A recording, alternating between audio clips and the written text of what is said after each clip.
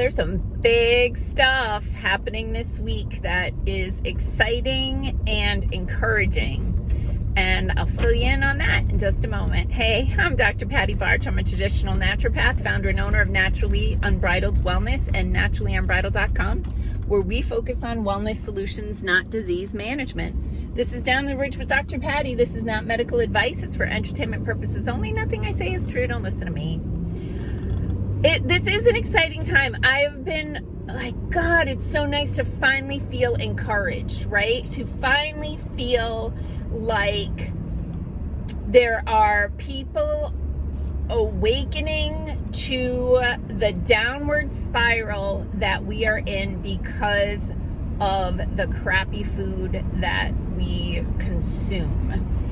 And it's thrilling for me as a wellness professional to see so many people waking up and going, okay, this isn't working anymore, and we've got to fix this, and starting to read labels and just be conscious of what they're putting in their mouth. So a couple of big things happened in the past couple of weeks that really helped this movement to gain a lot of momentum. One of the things, as I've mentioned, is Senator Ron Johnson held a roundtable in the Senate and brought in experts to talk about our health crisis and the problems with our food, our environment, school lunch programs, like all of these things. And, was bringing attention to that. And not only in the people in that room and the people watching the broadcast, but the brilliance of it is, there were probably 20 people who testified. And then for those people, like little blips from their testimony went as viral videos. So people started to see stuff that they were like, wait, this is happening? What? That's like, they had no idea. So that's exciting. And then within days of that happening, there was an event held in DC called Rescue the Republic that was spearheaded by Brett Weinstein and a team of other activists who are just trying to impact positive change in this country. And so since it was so close in timings, a lot of the people who were testifying at the Senate roundtable stayed and also gave speeches at the Rescue the Republic event. And again, little blips and blurbs from those speeches have gone viral and more people are waking up. So one that was really profound, she did a great job. I can't remember what her last name is, but her first name I think is Vani, and she goes by Food Babe. And I've seen Food Babe stuff for a really long time on the internet. She is making terrific strides in the world as far as trying to get poison out of the food. She got this plastic product removed from bread, and this week, which is what I was talking about in the beginning of the video, this week she is going to Kellogg's headquarters with a signed petition to get Kellogg's to start taking out the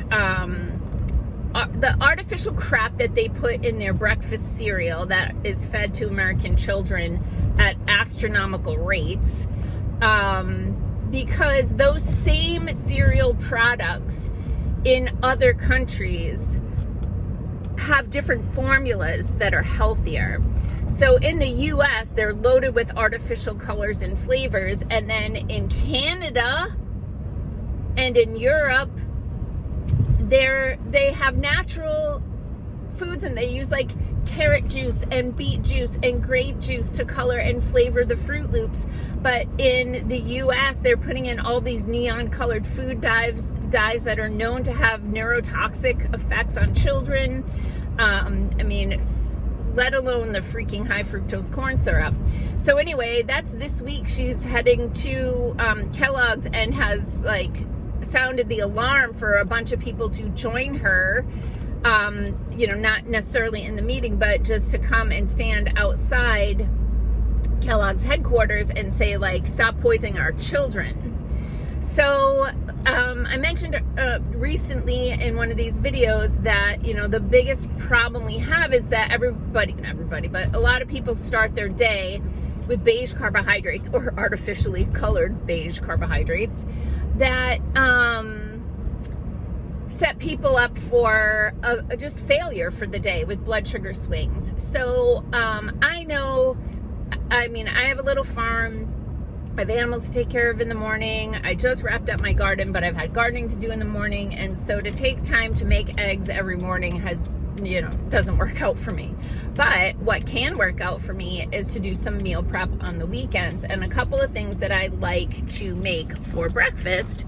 Well, here's 3 things. So 1, hard-boiled eggs. So I can use my Instant Pot and do a dozen hard-boiled eggs for the week, and it's 5 minutes at high pressure, 5-minute cool down, 5 minutes in an ice bath. So it's a 5-5-5. And then I often leave them in the ice bath even longer because I'm doing other things in the kitchen. But then you have hard-boiled eggs, nice source of protein and omega-3 fatty acids to grab for breakfast, lunch, snack, etc. So hard-boiled eggs. Then another thing that I like to meal prep they're called fat bombs. I'll warn you that there's a lot of crappy fat bombs recipes on the internet that have a lot of artificial sugar, and I won't say artificial, but they're the sugar alcohols. So the low glycemic people who are looking to not spike blood sugar will often use erythritol and sweeteners like that instead of sugar because it doesn't have calories. But I really think that we should be working on training our taste buds away from sweet. And trust me, that happens. Like when I was young, and I wrote about this in my book, I would not eat onions. Like, I mean, when I say young, I'm like under 30. Like, I would not eat onions. And even into my early 30s before I started, like, actually changing my palate and stopping eating processed food and MSG with super high salt and super high sugar, and started experiencing other flavors, and my palate changed. So I used to I mean, I could eat some cooked onions, but raw onions, no way. I would send back food if it had touched an onion. It was terrible. I couldn't stand it. Cilantro was another thing that I never liked before. I despised it, and now like I grow it and I'll put it in things. So your palate can change. So when people say, you know, oh, my kid will never eat that, my husband will never eat that, I hate vegetables, like, you can learn to like them, and it's not like a labor to learn how to like them. It's just a process of starting with things like sweet potatoes and squash that are naturally sweeter, and then gradually, you know, going more towards bitter or other flavor vegetables. So the fat bombs that I like have coconut cream, shredded coconut, and pureed berries. So I mix those together and put them in little like silicone muffin cups, or you can just use a muffin tin or something. And so I've got like little bite-sized things. I can't remember what else I put in them, but that type of thing. You can use nut butters too, as long as they're, you know, nuts and salt, no other ingredients. Those are great little things to include in fat bombs. Cream cheese is another one that gets put in a lot of fat bombs. You can mix that up in there. You just, of course, have to keep those things in the refrigerator. So fat bombs, so hard-boiled eggs, fat bombs. And then another one that I will use for like a grab-and-go breakfast is just a healthy trail mix that has raw nuts in it.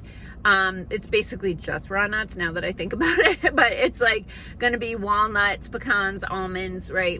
Raw nuts are far more nutritious than roasted nuts. So those are cashews, that's the other good one.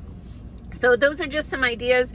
Let's really, like, breakfast cereal across the board is crappy. Like, I mean, even the organic, you know, things, it's like, it's not a good way to start the day.